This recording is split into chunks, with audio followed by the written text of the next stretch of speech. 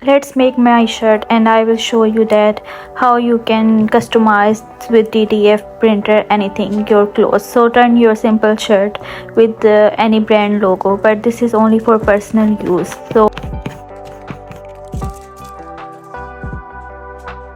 if you have also DTF printer and you like some design, so you can print it out and customize your shirt. So with the different brands logo you cannot sell this, it's only for personal use. So if you have other brands logo you are using, you can only use for your custom that you are going to wear, but you cannot sell this. So this is my shirt that I am showing you, and that how I customize this shirt. And first you have to print it out and apply the DTF powder, and after that you have to cook the DTF powder. After that you can apply heat only for 10 seconds is enough.